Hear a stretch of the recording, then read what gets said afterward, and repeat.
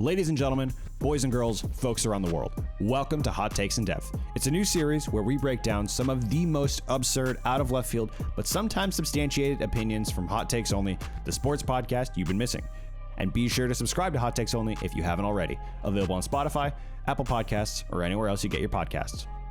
On our very first episode, we're breaking down why Pep Guardiola's accomplishments, while impressive, don't unequivocally make him the greatest manager the world has ever seen. Manager of Manchester City since 2016, Pep has been the architect of some of the most beautiful football the world has ever seen. From Barcelona to Munich, now in Manchester, Guardiola's teams play a style of football that's both easy on the eye and produces consistent results year after year. He's a serial winner everywhere he's been and continues to guide Manchester City in their quest to win the club's first ever Champions League. Starting out as manager of Barcelona B in 2007, Guardiola was handed the reins to the men's first team just the following year, and the results were instant. Barcelona went on to win the Champions League, La Liga, and the Copa del Rey in his very first season. They became the only Spanish team to win the treble, a record that still stands today. Guardiola left Barcelona with 3 La Liga titles, 2 Champions League wins, and 2 Copa del Reys, and the winning followed him from Spain to Germany. He took charge of Bayern Munich to begin the 2013-2014 season and brought with him more of the same. His very first season in Germany included a Bundesliga title, a German Cup win, the UEFA Super Cup, and the FIFA Club World Cup. Guardiola would lead Bayern to 2 more Bundesliga titles, making it 3 in his 3 years in charge, and another German Cup win. But the one trophy that eluded him has continued to escape him to this very day, even as his brand of football took the English Premier League by storm. Pep's first season in England proved to be one part rude awakening, but one part revolution. Inheriting a rapidly aging but still potent and talented squad, Pep City showed glimpses of the attacking football that has made City the perennial league winners they are today. If not for Klopp's transformation of Liverpool, Pep's Manchester City would have won 5 titles in a row. Manchester City went from a rich club to one of Europe's perennial powerhouses and consistent favorites to win the Champions League. But funny enough, that's the one trophy that Pep hasn't been able to win at Manchester City. His failure to win the Champions League with the talent and the money that he's had since leaving Spain isn't a slight on his accomplishments as a manager or as a player, but it does prevent him from being in the same conversation as other managers of this generation. Jurgen Klopp may be the prime example of a manager who has reached the pinnacle of management in football without the financial resources or talent of a Barcelona or a Bayern Munich or a Manchester City. Since becoming Liverpool manager in October 2015, Klopp has spent £512 million on transfers. However, his net spend, that is, the revenue from player sales subtracted from total spend, sits at just £151.7 million. In that same time, Pep has spent almost £1 billion, with his net spend at City sitting at £580 million, a good £60 million more than Klopp's total spend. For Klopp to bring his team within a point of City in 2 different seasons represents more than just a close but not quite. He has showed that he can achieve almost the same results with significantly less capital. To put it simply, Klopp is more bang for your buck.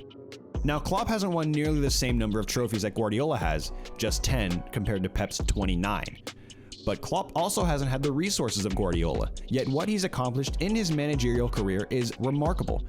He led Mainz to promotion to the Bundesliga for the very first time. He rescued Borussia Dortmund from near bankruptcy and propelled them to back-to-back Bundesliga trophies, and he delivered the first Premier League title in Liverpool's history, their first top-flight championship in 30 years, to go along with their 6th European Cup. Not to mention Liverpool pushing Manchester City to the final day on 2 separate occasions, most recently this season when Liverpool finished second by a single point. You could argue it's apples to oranges at this point, but it stands to reason that Pep's accomplishments aren't far and away the most impressive in football. Pep's tactical acumen is second to none in football. His teams play some of the most attractive attacking football on the planet. So why is it that he's come up short in the Champions League, not just with Bayern Munich, but now with Manchester City? In 2021, Pep guided City to the Champions League final for the first time in their history, and the first time he had reached the final since his days at Barcelona.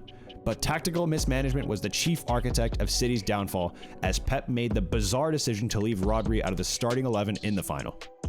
But just the following year, the near unthinkable happened to Pep in the second leg of their Champions League semifinal against Real Madrid.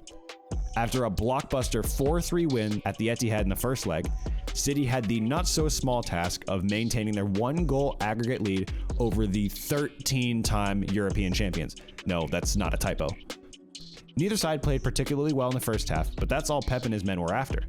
One more half of scoreless football would set up a showdown in Paris with Klopp's Liverpool. And with 72 minutes gone, Riyad Mahrez fired in a blistering shot past Thibaut Courtois to give City a 5-3 aggregate lead with a quarter of an hour left. City were nearly there. But this is Real Madrid we're talking. This is Los Blancos, Los Galácticos, the Real Madrid at the Bernabeu. They couldn't possibly go down without a fight. 2 goals in stoppage time from Rodrigo sent the tie to extra time, and a 95th minute penalty converted by Karim Benzema put Madrid in front for good. Pep couldn't believe it, City couldn't believe it, and frankly, I still can't believe it. But this is Real Madrid, who will likely win the Champions League tomorrow against Liverpool. They just find a way when the European Cup is within their grasp.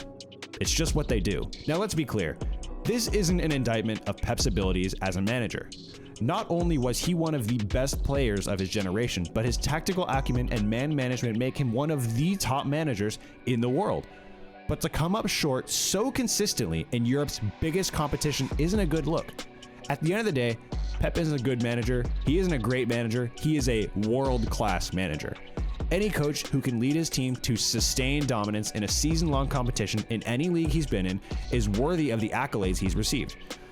Before he receives the label of greatest manager of all time, we have to look at the tools given to Pep. He's had strong squads and plentiful resources everywhere he's been.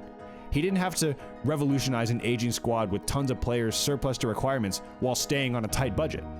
He inherited a treble-winning squad at Bayern Munich and only continued to build Bayern's reputation of poaching Germany's top talent when the German giants signed Robert Lewandowski from rival Borussia Dortmund. And at Manchester City, Pep has spent close to £1 billion on transfers, only to come up short in the one competition that City crave most. Pep has never lacked the resources to be successful, and time will tell if he's ever able to bring the Champions League trophy to the blue half of Manchester, and more importantly, cement his legacy as the greatest manager in history. That's all for this week. Let me know what you thought down below. Am I completely out of my mind to not rate Pep at the top of management like the rest of the football world? If you enjoyed it, drop a like in the video and subscribe for more broken down hot takes. Thanks for watching. We'll see you in the next one.